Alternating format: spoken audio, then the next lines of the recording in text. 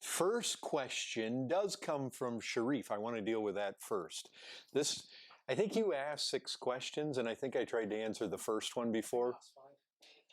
This is number 6. This is year 6. I just copied it.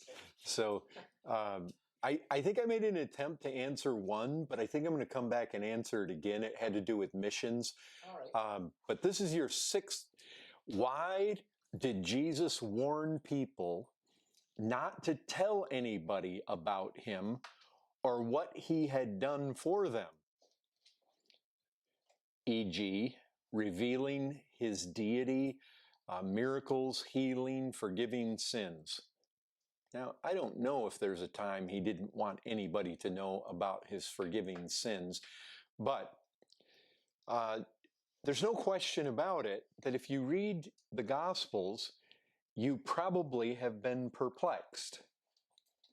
Has anybody not been perplexed about the fact that Jesus very often did not want people to go and tell if he healed them, or to tell about the experience on the Mount of Transfiguration, or fill in the blank? I mean, there were things that Jesus told his disciples, don't tell anybody about that. There's things he told people when he healed, don't go tell anybody about that. Has anybody else been perplexed about that? Has anybody not been perplexed about that? Because if you haven't been, if you've never furrowed your brow, crinkled your forehead at reading that and pondered, why would he do that? If you haven't done that, either you have insight beyond the rest of us, or you just plain weren't thinking. So, what do you think? Don't you think so, Lawrence? It's one of two, right? I think I heard R.C. Sproul explain it now, but I've forgotten what he said.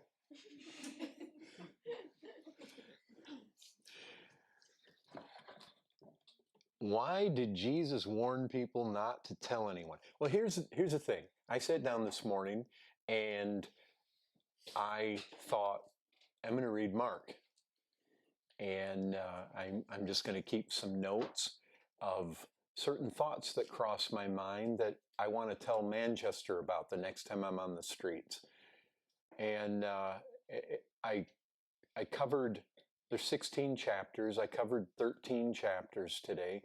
And before I even looked at the questions I was going to deal with today, I had read in Mark, and those occasions jumped out at me. So I thought, let's just survey Mark's gospel just for a second.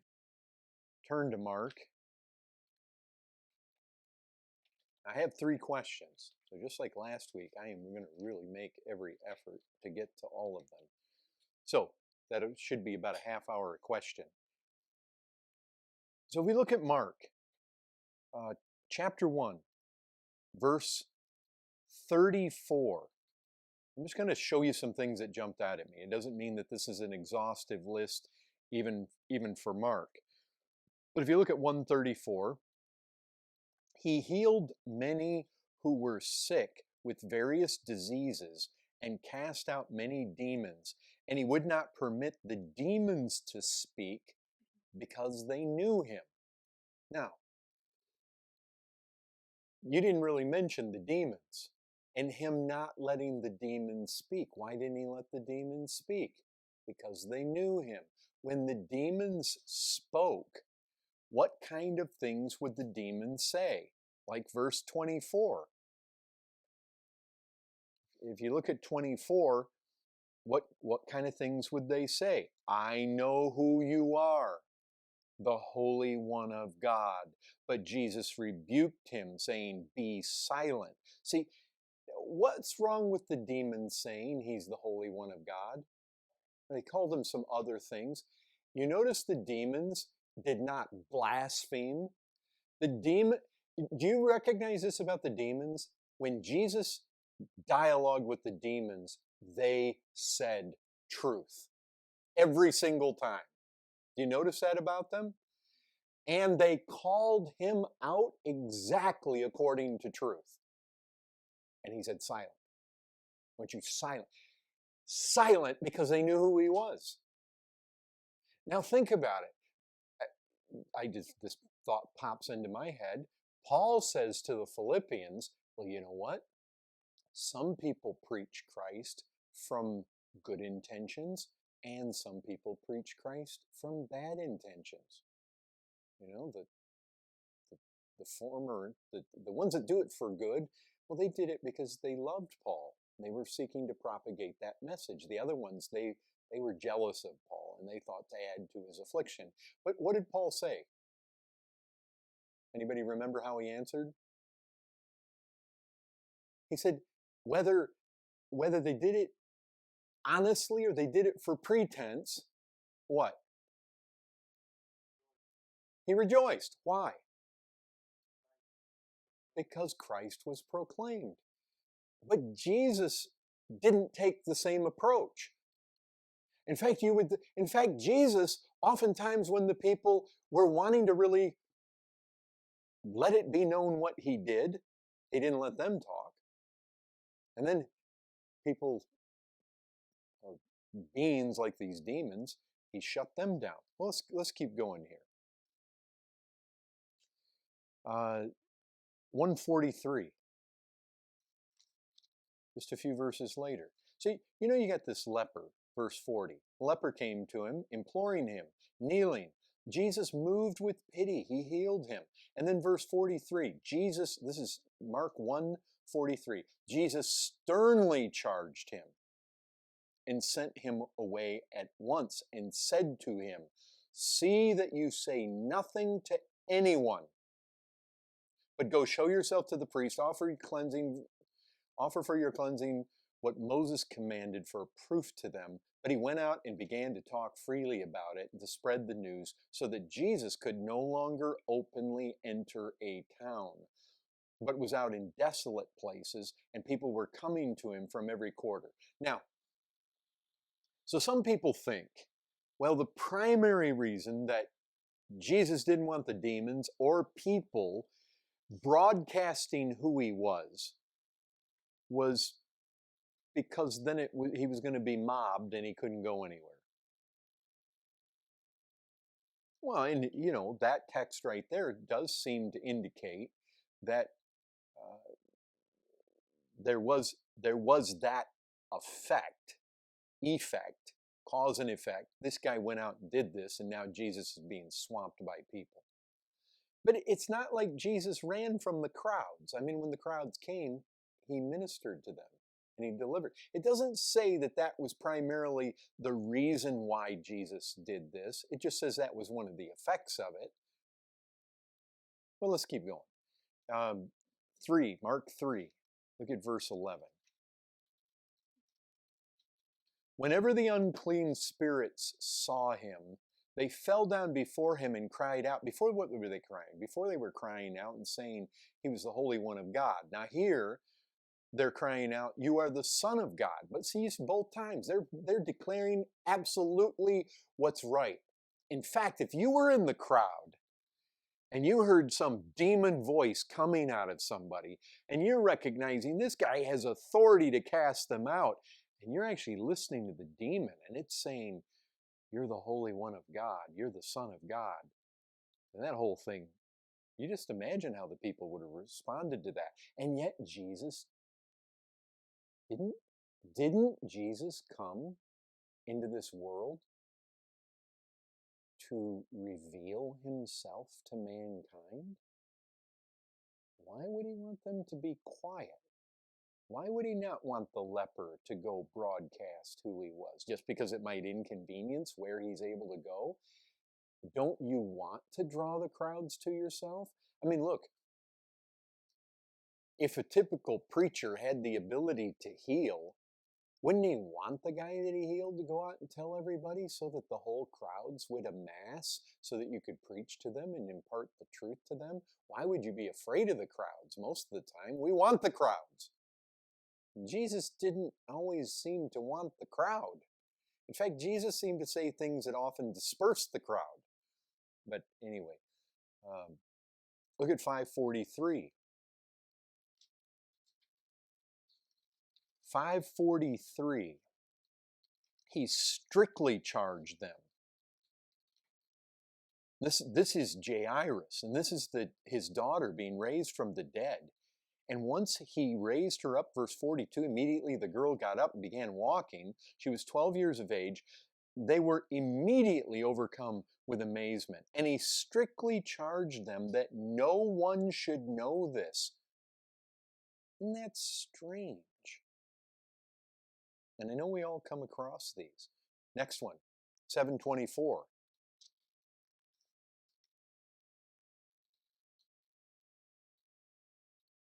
From there, he arose and went away to the region of Tyre and Sidon, and he entered a house and did not want anyone to know. It's like he's wanting to be covert. He wants to escape the crowd, yet he could not be hidden. You see what that's saying? I mean, that's inspired language. It's almost like Jesus wanted to be hidden, but he couldn't be hidden. This woman finds him out. And you know what's very interesting? When it seems like when he doesn't want the crowd around and yet the crowd comes around, he still shows compassion. Let's keep going here. How about 736? Jesus charged them. This is when he's healed. A man was brought to him deaf and had a speech impediment. Verse 32. They begged him to lay his hand on him. And he healed him. And what you find in verse 36, Jesus charged them to tell no one. But the more he charged them, the more zealously they proclaimed it. They were astonished beyond measure. About 826. This now, Jesus has healed a blind man, spit in his eyes, laid his hands on him, and his sight was restored. And notice verse 26. And this is one that can just kind of get by you, but he sent him to his home, saying, do not even enter the village. But you see, it's the same flavor. Like, go home.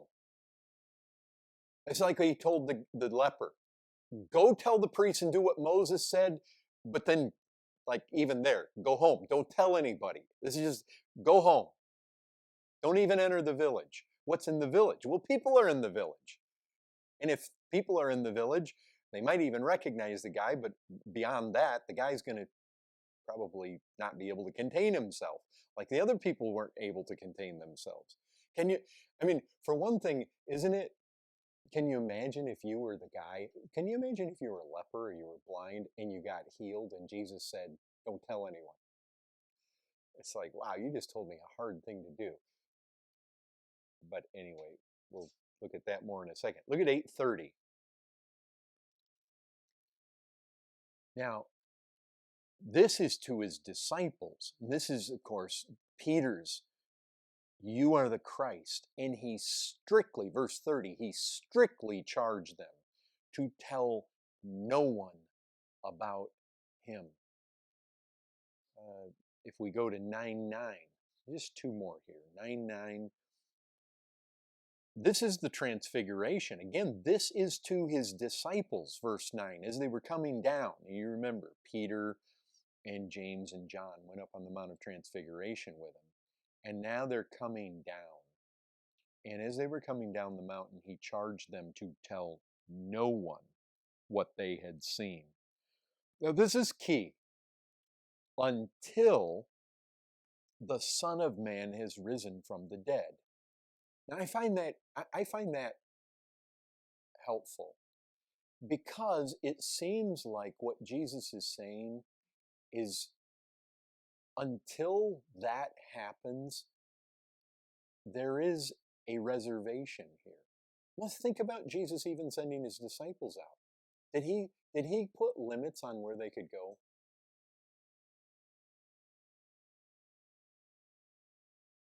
What do you say? Yes. Where could they go? To the lost sheep of the house of Israel. Yeah, he told them, don't go any other place. Don't go to the Gentiles. Don't go out there. You know, the fact is that when Jesus came, he didn't take the gospel to China. He didn't take the gospel to India. He didn't take the gospel to Russia. You say, well, maybe there were people there. He didn't take the gospel to America, no matter what the Mormons tell you. He didn't do that. So it's limited. And even among those to whom it's limited, it's very interesting that even there where he was, doesn't Scripture say specifically that he spoke in parables so that the vast majority would not understand him? You see, you just start thinking about, hey, what does all that mean? Okay, one more, 9:30. 9:30. They went on from there and passed through Galilee, and he did not want anyone to know, for he was teaching his... That's an interesting conjunction. For he was teaching his disciples. That could be a because. He did not want anyone to know because he was teaching his disciples. Well, that makes sense, doesn't it? Like, I have some things I personally need to say to my disciples, and I don't want anybody else to know I'm here because I don't want a crowd. I want to talk to these guys. I find that interesting. You see, the thing is, it's almost like you find a tension. On the one hand, it's like Jesus fed 5,000. I mean, come on, all 5,000 of those people must have known some really tremendous miracle took place. And you know how we know that they did know a miracle took place? Because they tracked him across the Sea of Galilee, and the next day he said, you followed me because they recognized this must be the king of Israel. They were going to go force him to be their king. Why? Because they saw the miracle that he did. And so sometimes Jesus did his miracles so publicly. And by the way, it says there were 5,000 men. That means that the women and children, the size of the crowd was, well, if you want to keep yourself so hidden, why do that? I feel a tension because sometimes it's like he's telling people to be quiet. But then other times, it's like he does it so publicly. I mean, whole crowds would come and he'd heal everybody. So it's an interesting thing. You just kind of feel this tension. And notice this. I find this interesting. If you go to chapter 1 again, Mark 1, I found verse 37. They found him and said to him, everyone is looking for you. Now see, this is one thing that he had to deal with all the time. Everyone is, I found this interesting. This jumps out at me. Everyone's looking for you. But what does he say? You know what he doesn't say?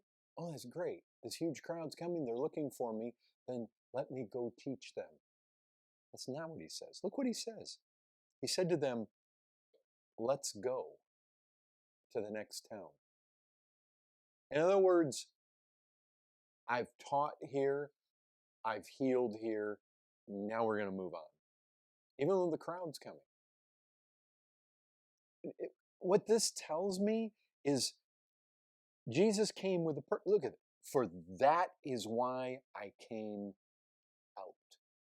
So Jesus had these purposes. And you know, one of the things is that we have a tendency to miss Jesus' purposes.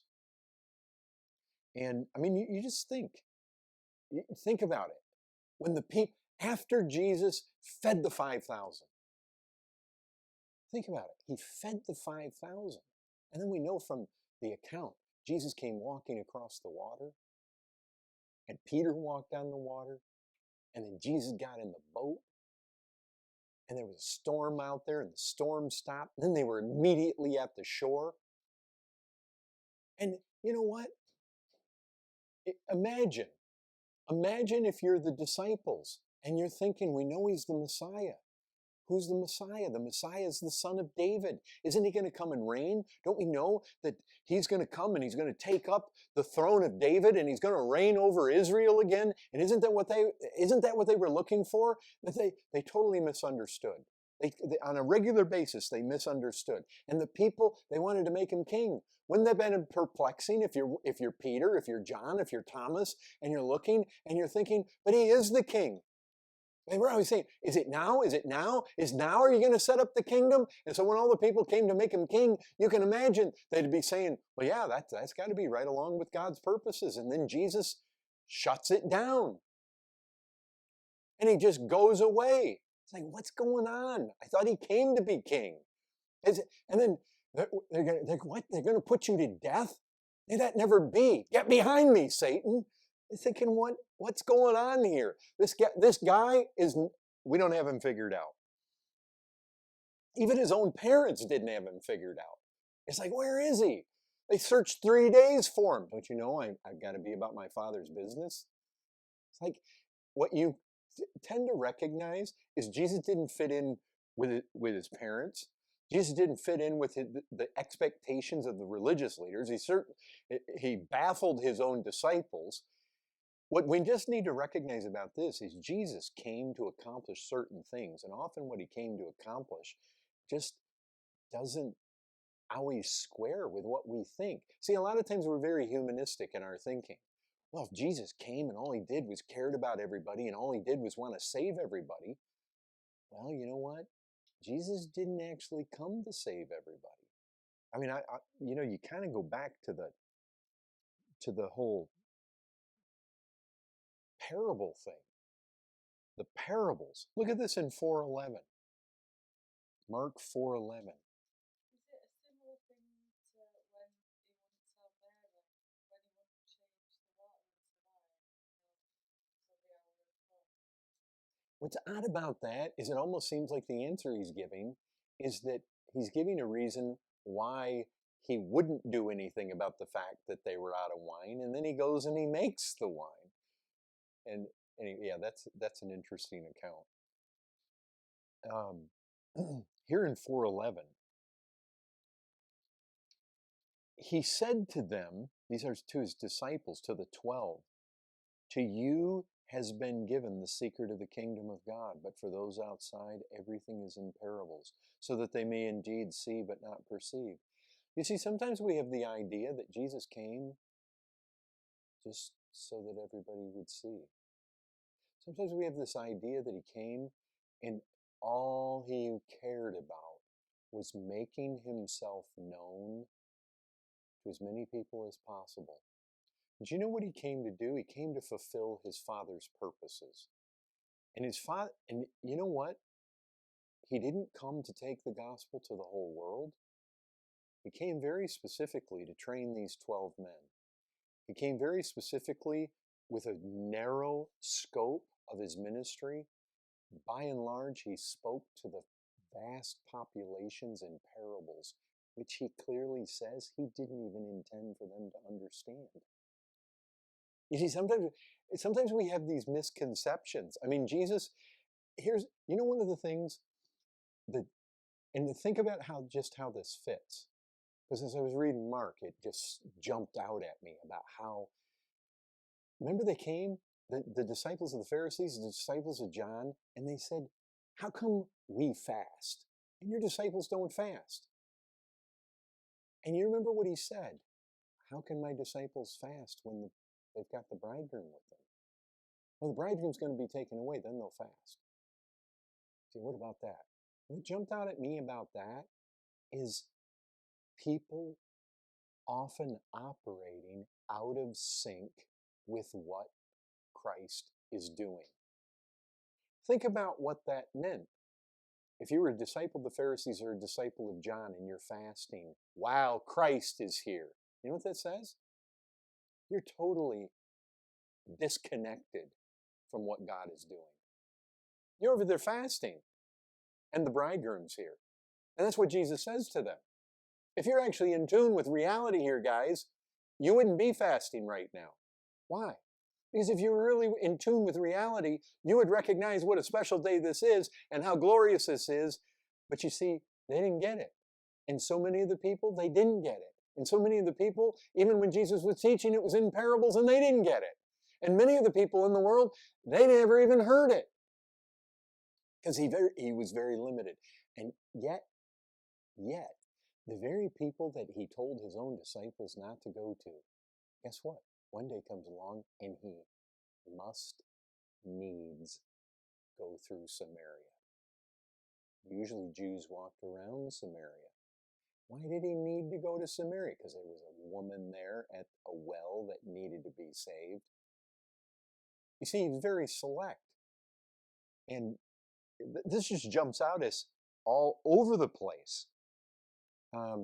When Jesus gets done, he says, I finished the work that you gave me to do. Well, what's very clear about the work that his Father gave him to do is what we need to recognize is this. Jesus has people, like the Samaritans, so he needs to go through Samaria.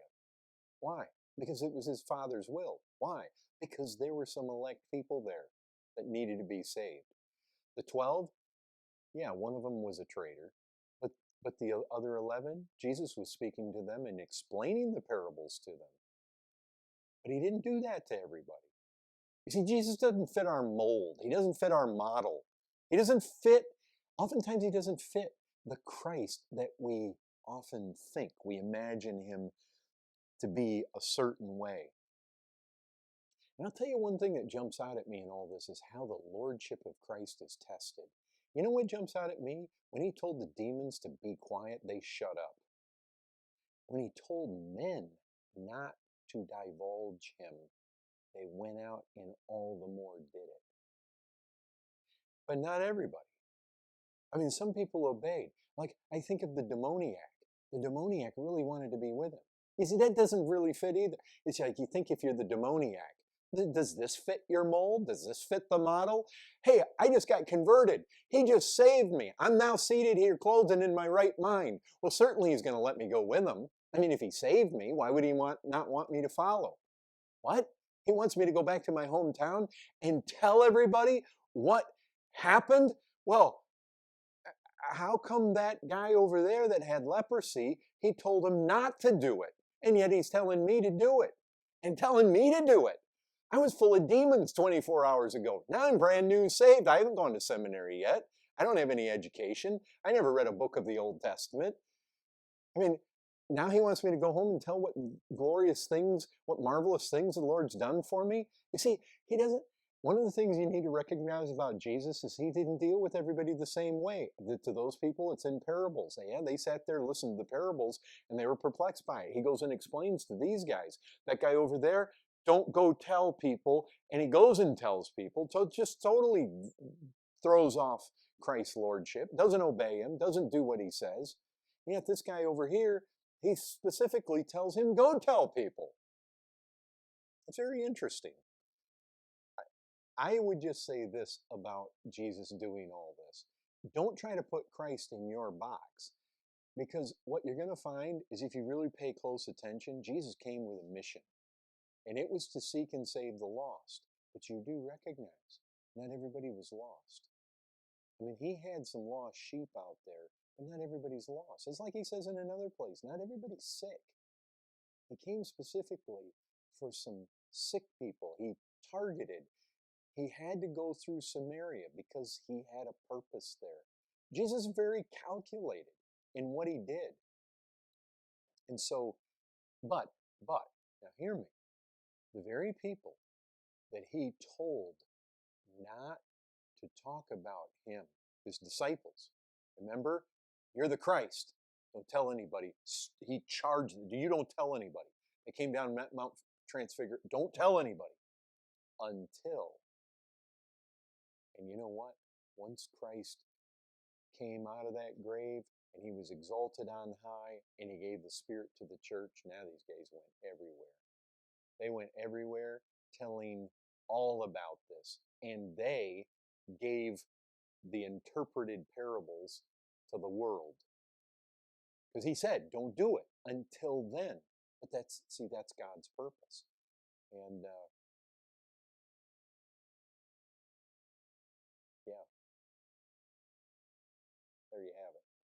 That's as much as I can say on it. I mean, if there's any more deep, intriguing reasons behind all of this, other than it's just Jesus had a mission. And it's like, here comes the crowd. Well, you know what?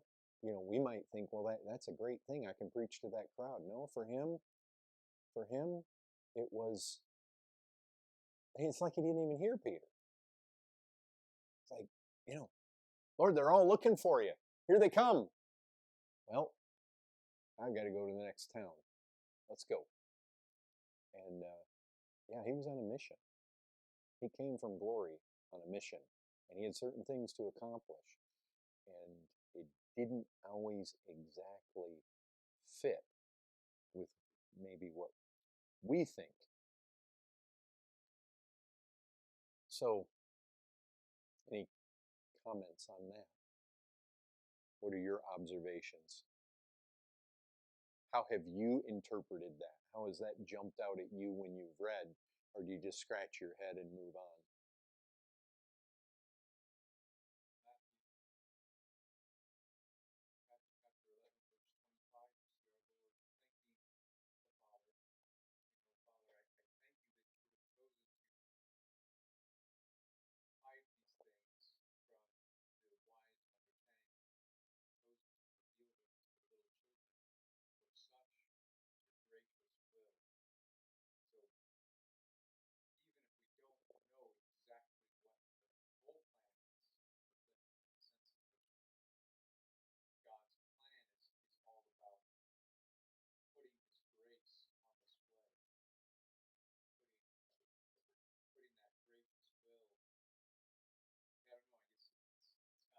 Well, it's selective again. I mean, what it emphasizes is you have these people. I mean, what did he do? He just got done renouncing Bethsaida and Chorazin and Capernaum, and he denounces them because they didn't repent when he did the miracles there. And then when he's all done, he says it's going to be more tolerable for Tyre and Sidon in the day of judgment, more tolerable for Sodom. And then he says, Father, I thank you. You've hidden these things from the wise and the prudent. You've revealed them to babes. But see, again, it's the work that God gave him to do. He came into this world on a very, doesn't he pray in John 17? I mean, he's talking about, I haven't lost any of them you've given me. I mean, that, Judas thing was very much ordained, but he didn't lose any. I mean, he came on with a purpose. And the thing is, time and again, you see the people in his own day didn't get his purpose. But sometimes just because we've got the Bible in its completion now, sometimes we miss it too. Even for us, it can be hard to understand because we do tend to have a very humanistic approach where, well, Jesus wanted to save everybody.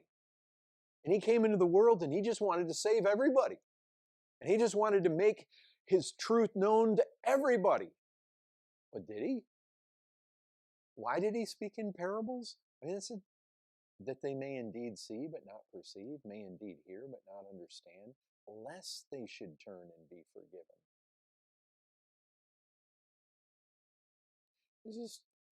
Jesus doesn't always fit our mold, but I guarantee you this, he came to do his Father's will, and he did it to perfection. That tells us something about the Father's will. I told some guy down in Manchester City Center on Saturday that, he was saying, like, what is the purpose? And I said, one of the things you just have to grasp right off is God did not create this creation primarily to save everybody, as though, he's wringing his hands, and because everybody doesn't get saved, somehow he's failed to accomplish. And when he said, well, why did he create it? I said, for his glory. God created it. He's putting himself on display.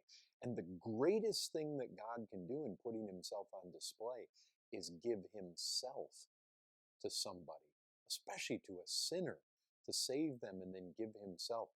God as the reward, God as the gift, God giving himself to us is the greatest imaginable thing. And God puts who he is on display so that his people can see